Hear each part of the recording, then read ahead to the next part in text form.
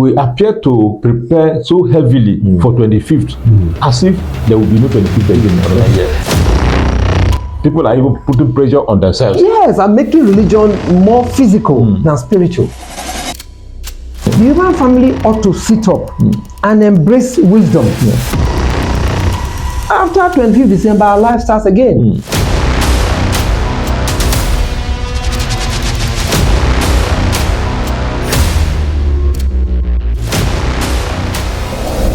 Welcome to Noble TV Live. Xmas anxieties. Why are people anxious at this time of the year? Is it because you eat more during Christmas? Is it because Jesus Christ admonished you to actually celebrate in maybe flamboyant manner of his birthday? Or is it because human beings have just decided to create problems for themselves during this period, bringing about anxieties? To help me answer these questions is Gray Amona.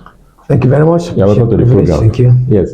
We're in November. Yes. And yet, if you go out there, you see a lot of persons either hurrying out or hurrying in. Yes. You ask why. They say Christmas is approaching. Some persons will begin to say this is December month. Some people will say because you need to travel home. Some persons will, one thing or the other as a result of Christmas. Is it necessary? Very unnecessary. You see, the creativity of man, especially the African man, let me put it that way, because this is a mostly more expressive in the third world. You know, anxiety about Christmas. The creativity of the African man about natural institutions. Something that nature has established. Sometimes, you know, the joke is carried too far. We don't need such anxieties because the subject of our celebration, you know, was not a pleasure-driven intelligence. Christ was about humility. Christ was about simple life. Even when the congregations surrounded him, hovered around him, you know, he always was accommodating and never created any kind of a stricture.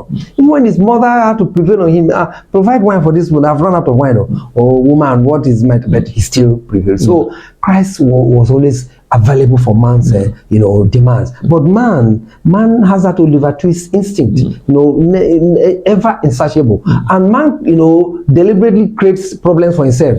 Things that are not needed in a particular period, man tries to make them available. You like to buy a vehicle because it's Christmas. You, even with the abnormal price of rice, it is still being, you know, coveted seriously, even though it's far, you know, above our scale of preference, economic scale of spending scale of preference. So it is unnecessary. It's unnecessary. Yes. Yes, because you just mentioned about the humility of Jesus Christ. Yes. You know, at the wedding in Cana. Yes. He was the one that was actually providing. When the people were stranded, he came up to say, please, don't be worried. He now provided, you know, in humility. He didn't say you are lazy, why did you not in another. So but today now, you like you just rightly said, a lot of persons are unnecessarily creating problems for themselves. Now, how does this impact on the religion, Christianity?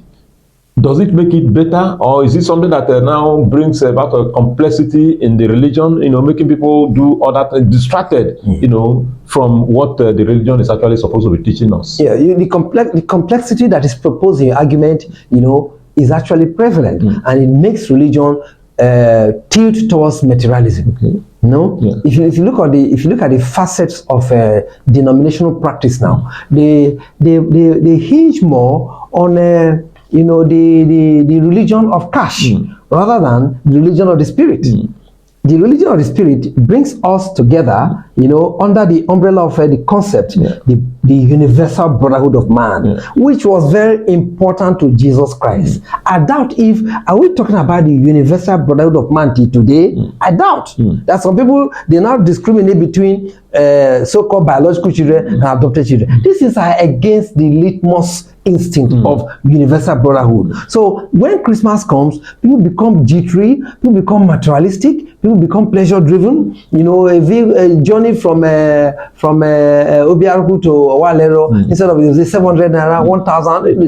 These are very unnecessary. They're unnecessary. You know? That is, people are even putting pressure on themselves. Yes, and making religion more physical than spiritual. Okay. You know? Now, in some other places apart from Nigeria, maybe like, let's say a place like the US now or something, people work 24 hours, including 25th of December. Yes. That does not stop them from celebrating Christmas. Yes. You know, when they are off duty, they go to now. But we appear to prepare so heavily for 25th, as if there will be no 25th again another year. Yeah, it's because of the obsession with pleasure and obsession with ceremony. You know, we are usually more obsessive about ceremonies in this part of the world. Yes, I think in Western Europe, including America, because America is part of Western society. Yeah. In Western society, I think it's only the United States of America that is more inclined towards spending extremes, you know, but still they are not unnecessarily ostentatious when it comes to festive occasions. They still work within their wardrobe, work within their, especially their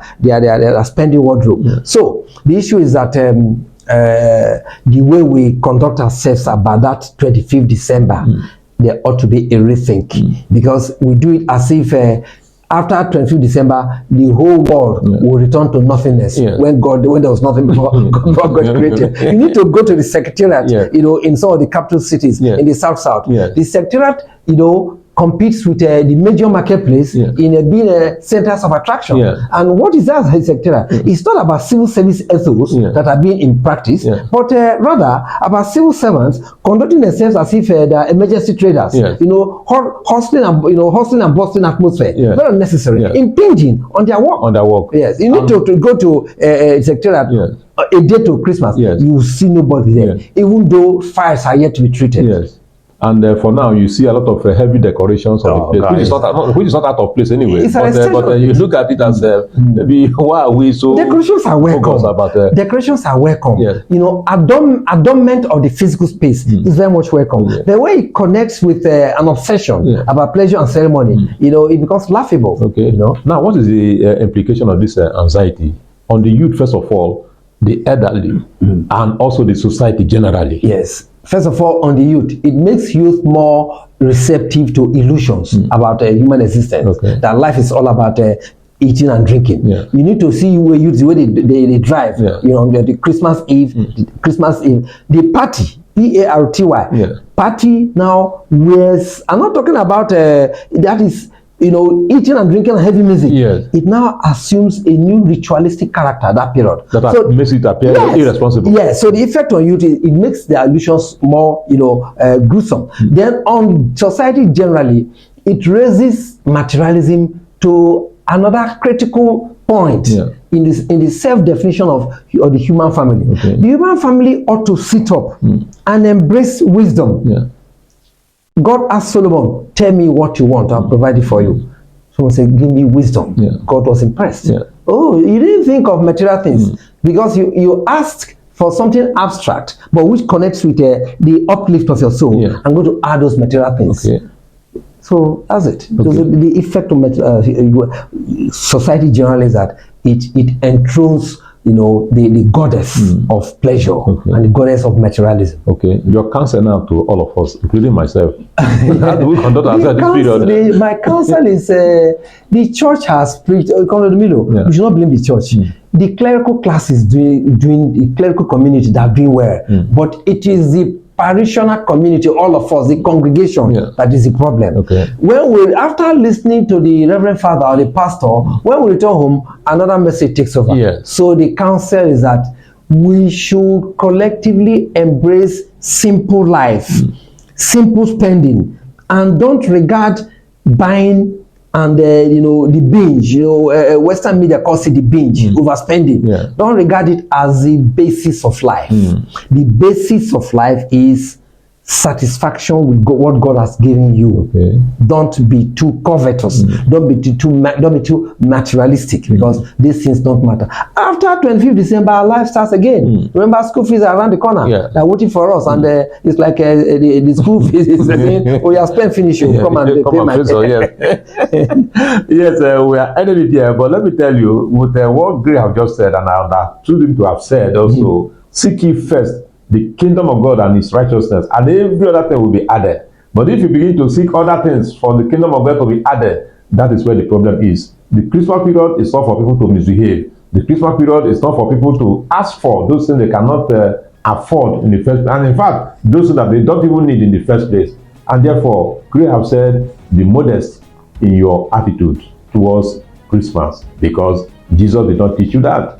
And he said, if Solomon had asked for maybe something else different from wisdom, maybe God would have given him. But God was so impressed that he asked for wisdom that would benefit the generality of the people, not just himself. He was not selfish about what he needed at that time. And therefore, God added to him wealth that was actually ascribed as the highest in the world at that time. And therefore, give yourself a kind of counsel that will help you, as I'm giving myself counsel now based on what Gray has said as you do. So on this note, we're saying bye-bye on this program. But like, share, and comment, even as we expect that you click the notification buttons for similar updates in the future. Thank you very much for being there. Bye-bye.